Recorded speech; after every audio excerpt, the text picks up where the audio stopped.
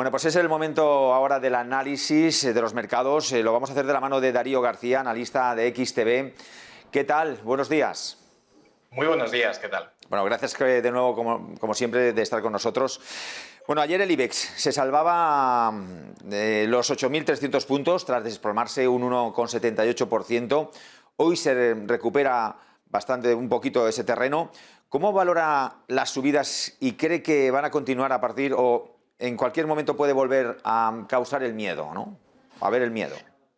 Bueno, ayer sobre todo lo que marcó la pauta de la sesión fueron las palabras de última hora de la tarde de Jerome Powell en su primera comparecencia, donde destacó que ya debíamos quitar el adjetivo de transitorio a la situación de la inflación y que ésta podría mantenerse al menos hasta mediados del año que viene, lo que además podría llegar a juntarse por fechas, con la posible primera subida de tipos de interés. Eso sumado además a que podría incluso acelerarse el proceso de reducción de compras de 15.000 a una propuesta que hizo uno de los miembros de la Reserva Federal la semana pasada para incrementarla a 30.000 millones de dólares al mes, pues pone de manifiesto que tenemos a un Powell que ha dado un giro de 180 grados, ha pasado de ser más bien dovish o laxo en cuanto a su actitud y decisiones a hawkish, mucho más conservador, mucho más agresivo y por lo tanto, bueno, pues eso no sentó muy bien a los mercados ayer, que acabaron cerrando muy cerca de mínimos de la sesión, sobre todo incluso en Estados Unidos y en este caso la sesión pues ha empezado inicialmente en positivo, sobre todo prestando atención a las fuertes caídas que ha habido en el petróleo, motivados sobre todo por el impacto que podría tener la nueva variante de Omicron precisamente en la economía y en el sector energético y en el transporte, pero otros análisis indican que toda la caída sufrida por el Brent y el Texas de un 22% y de un 25% respectivamente, tiene más que descontado el impacto que podría llegar a tener esta variante Omicron y bueno, pues hoy estamos viendo subidas generalizadas e incluso al dólar estadounidense entre las divisas relativamente más vendidas. Así que hoy podríamos tener una pequeña recuperación respecto a la caída sufrida ayer y también durante el inicio de semana. Como bien dices, ayer hubo declaraciones importantes del presidente de la FED, donde ya se acaba ese discurso de transitoriedad, ¿no?, de la inflación, pero ¿cómo hay que tomar, por profundizar un poquito, cómo hay que tomar esas declaraciones de cara a la hoja de ruta de la FED?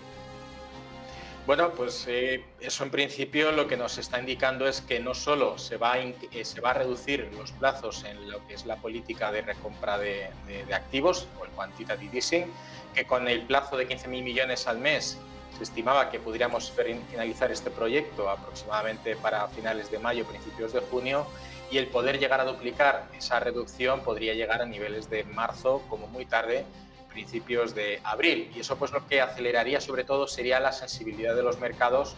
a lo que temen en general, que es la subida de tipos de interés. Y eso, por lo tanto, primero, está poniendo sobre aviso a los inversores que hemos visto comprar durante estos últimos 4 días bonos americanos a expensas de reducir la rentabilidad real. Hemos visto correcciones en los índices de Estados Unidos, por lo tanto en la renta variable, pero estamos viendo, curiosamente, consolidación de precios en el oro, en la plata y también en Bitcoin, que últimamente está actuando con las políticas monetarias y las declaraciones de los diferentes banqueros centrales como cierto sesgo refugio. Aún así, no hay que descartar que el mercado de criptomonedas podríamos identificarlo como una renta variable, con otros parámetros, lógicamente, y las futuras o posibles correcciones que pudieran llegar a suceder en la renta variable norteamericana y por extensión al resto de plazas europeas y asiáticas, también podría traducirse en una corrección adicional de la que ya hemos visto en Bitcoin y en el resto de criptomonedas. Bueno, vemos, Darío, que el Brent sube casi un 4%, el West Texas un 3%. Yo te preguntaría, ¿cuál va a ser la hoja de ruta de la OPEP? Que estamos muy pendientes de esa reunión del próximo jueves, pero mientras que las petroleras, digamos, que suben en torno aquí, en el torno del 2% Repsol, ¿no? Sí, a ver, en este caso la OPEP lo que se ha dado cuenta es que al no haber gestionado la tensión provocada en el precio del petróleo y que ha hecho que muchos países no miembros de la OPEP hayan decidido liberar sus reservas estratégicas, pues se han dado cuenta de que no son los únicos que tienen la capacidad de llegar a influir en el poder de inversión de aquellos que negocien este tipo de materias primas. Por lo tanto, aparte de la fuerte corrección que hemos visto, que podría limitar los objetivos de liberación de reservas, como por ejemplo de Estados Unidos de 50 millones de barriles, que realmente a efecto de precio se ha analizado que podría tener un impacto no mayor a $2,5 como mucho en el barril de Brent, pues en este caso la OPEP lo que va a intentar replantear es cuál es el nivel de oferta y demanda con el que pudiéramos llegar sobre todo el nivel de demanda, que no es lo que depende de ellos, pero sí ajustar la oferta lo suficiente como para que no haya problemas de inventario ni de logística al respecto, pero que tampoco suponga un empeoramiento en los precios, que sabemos que lógicamente la OPEP, los miembros de este cártel, pues en su economía, en su Producto Interior Bruto, la influencia del precio del petróleo es fundamental. Aún así, compañías como Repsol y otras petroleras, tanto rusas, francesas, italianas o británicas, estamos viendo un comportamiento más parejo, no tanto a la expectativa de lo que pueda suceder con la OPEP en esta semana, que recordemos que ha retrasado las 2 reuniones que tenía prevista para esta semana a 2 días posteriores, sino que además, pues lógicamente, esa perspectiva también está mejorando relativamente los precios del crudo y sus derivados, sobre todo de la gasolina, a pie de calle. Bueno, ayer vimos cómo se desplomaba Inditex con ese nombramiento de Marta Ortega, se desplomaba casi un 6%. Hoy, al inicio de la sesión, Inditex estaba en el 3%. Hay que darle confianza a este relevo de Marta Ortega.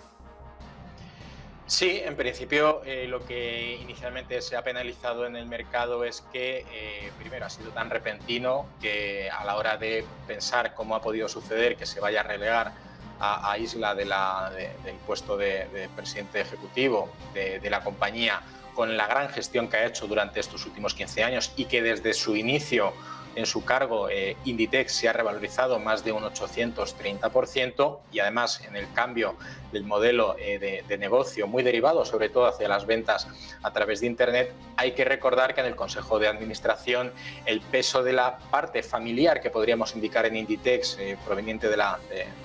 familia Ortega, pues también tiene mucha influencia, pero eso no quiere decir que la gestión y el plan estratégico de la compañía en el largo plazo no se vaya a mantener. De hecho, todo lo contrario. De hecho, tenemos que pensar que precisamente en un consejo de administración como una compañía como Inditex, normalmente las decisiones están consensuadas y simplemente que haya un cambio en el cargo no debe indicar a priori realmente un cambio en esta estrategia y por lo tanto habría que darle el beneficio de la duda como mínimo a Marta Ortega para mantener este tipo de gestión, sobre todo porque muy probablemente, incluso podríamos decir entre comillas en la sombra, Marta haya influido en muchas de las decisiones exitosas que ha tenido Inditex en los últimos años. Bueno, si miramos al IBEX, vemos al sector turístico que estaban en las primeras posiciones después de ese viernes negro, ¿no?, que tuvimos la semana pasada. ¿Cree que es un momento de tomar decisiones en el sector o mejor fuera?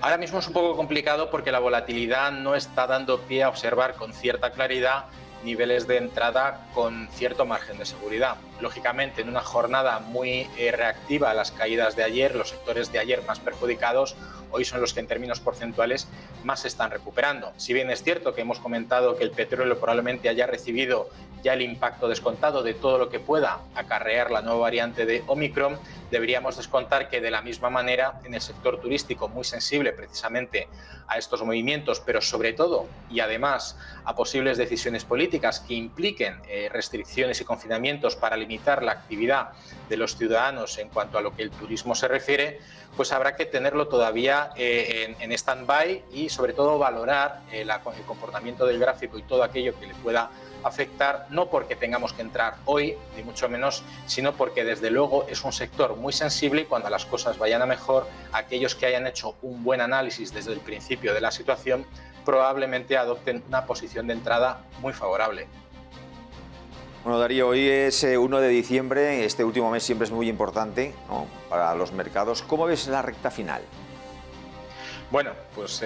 como ya decía Jerome Powell ayer, la situación de Omicron no estaba reflejada en las perspectivas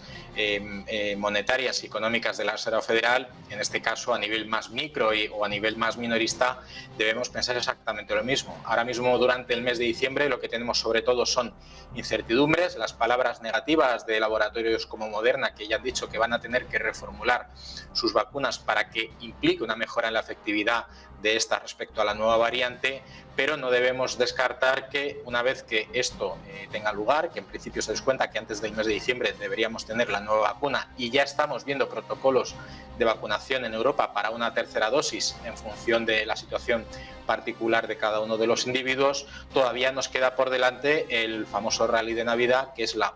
última semana de diciembre y que todavía podría darnos algunas sorpresas. Así que lo bueno en este mes de diciembre es que tenemos volatilidad, tenemos los instrumentos necesarios para poder negociar los activos tanto para las subidas como por supuesto para las bajadas, así que siempre va a haber una oportunidad para alguien en función del tipo de instrumento que vaya a negociar. Pues Darío García, gracias por estar aquí como siempre en Negocios Televisión. Buenos días. Un placer, buenos días.